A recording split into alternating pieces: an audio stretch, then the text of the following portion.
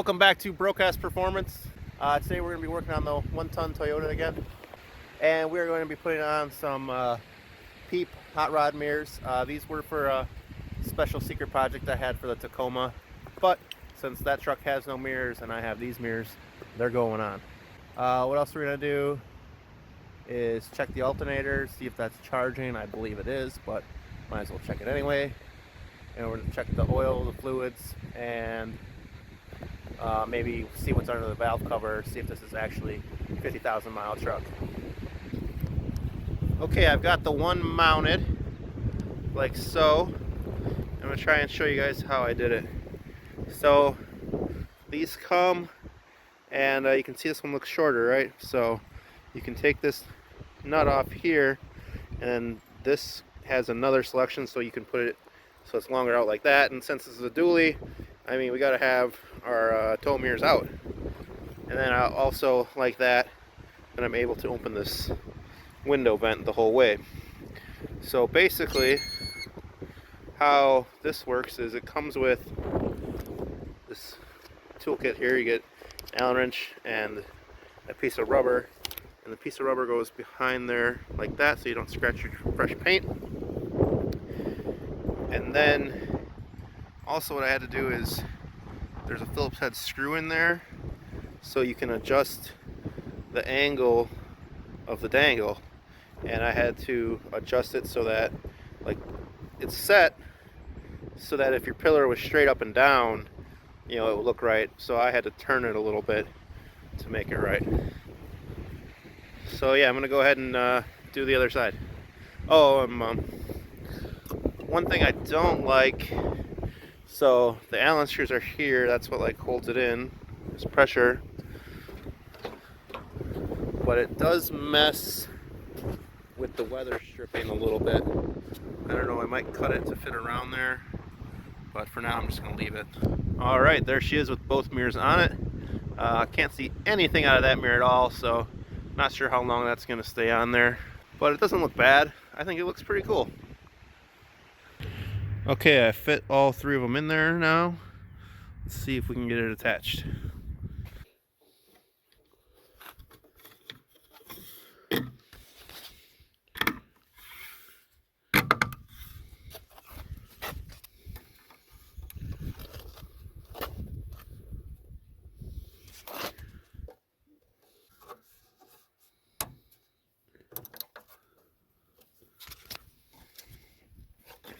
All right, seems like that's gonna hold that in there nice.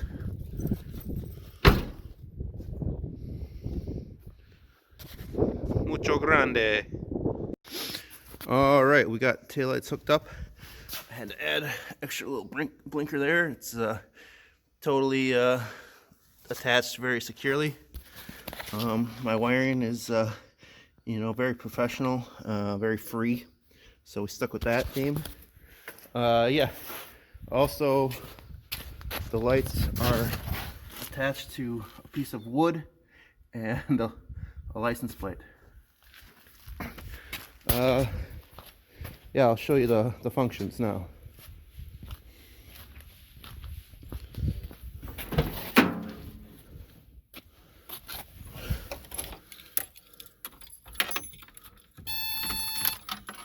Okay, so we'll turn it to on.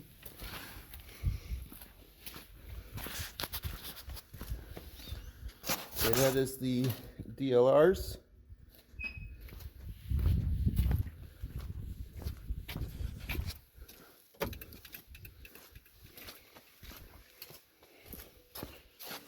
That's the blinker.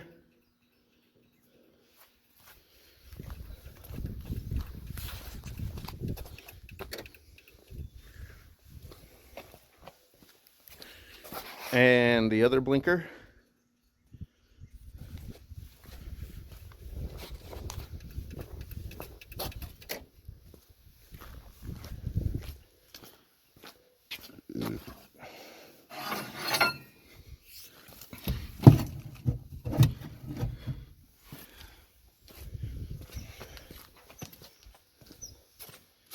And those are the brakes.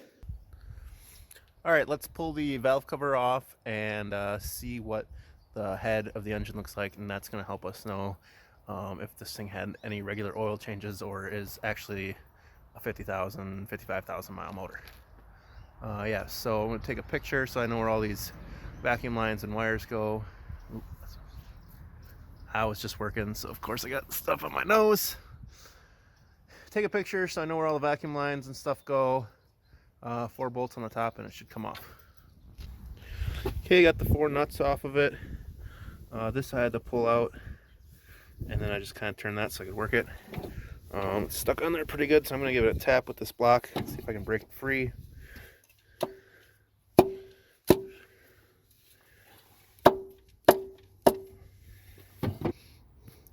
Okay, I was able to get the valve cover off. I had to get all these little rubber pieces off first, and that made it a lot easier to loosen up from around these bolts here. This little guy was hanging me up and I didn't notice it, so you just have to pull it out of the way like that some. And it does look exceptionally clean in my opinion. I don't see like any real sludge buildup on any of these rockers or anything in here. And the valve cover itself is really clean. It still has the aluminum color and no like burnt oil color in it. Alright, I got the 2 half moon gaskets in. That one's hard to see, so you just gotta check and make sure you got it in there flat. And that one's in right there. I have my valve cover gasket on, and I just put some caulk in the corners to hold it in. I'm gonna go ahead and put it on there now. Okay, the cover's back on, and then when you put these 4 bolts back in, or the nuts, I don't believe you want them cranked all the way tight. You just kind of want to deform this rubber a little bit, and that is plenty tight enough. So we just got to hook our hoses back up and our little solenoids and stuff, and that'll be done. As we're underneath of the truck now, and this is the transmission pan, and I'm gonna go ahead and change the oil out in here and the filter, just because it comes in a kit with the seal. So what we're gonna do is pop this loose and let the oil drain, and then I'm gonna take this punch here and punch each one of these bolts just like that, give it a percussive shock, because I hear that these tend to snap off in there. So this should help free it up a little bit. Just put that on there and then smack it with a hammer, and then we'll try and loosen them up, and hopefully none break. If they do, then we'll have to get them out. I got all but 2 of the bolts out. Oil's coming out pretty good. None of the bolts broke, so I would say that the punch technique of tapping that up there probably works pretty good. I'm gonna let this drain a little bit, and then I'll take the last 2 bolts out. The reason I didn't take that out is because it's not leaking, so I might as well not mess with it, and I didn't have the socket, number 2 reason, so it'll drain fine this way. Okay, I got the filter off. It was a 8mm, and you can see there's a fair amount of particulates on that, so I guess good thing I'm changing it. Be prepared when you take this off, a lot more fluid comes out. So yeah, I'll be getting the new parts and replacing those. Okay, I'm going to take this knife and scrape off the old gasket, and then we're going to clean out the whole pan, put the new gasket on, and reinstall it. Here's the pan clean. Test fit the gasket, make sure it fits. Clean the magnets. And I got a new filter here. So I'm going to go and reinstall this. I'm not sure what the torque spec is, but I know that the bolts are pretty small. So it's just going to be Guten tight, and that will be sufficient. Alright, the transmission pan and gasket are on, and the filter is on. If you get it on in your first try, you probably did something wrong. So make sure you double check. Thanks for watching this short episode, guys. We got the truck ready to take its first run on the road, so we'll be doing that in the next episode. If you want to support the channel, like, comment, subscribe, and share this with your friends. Peace out.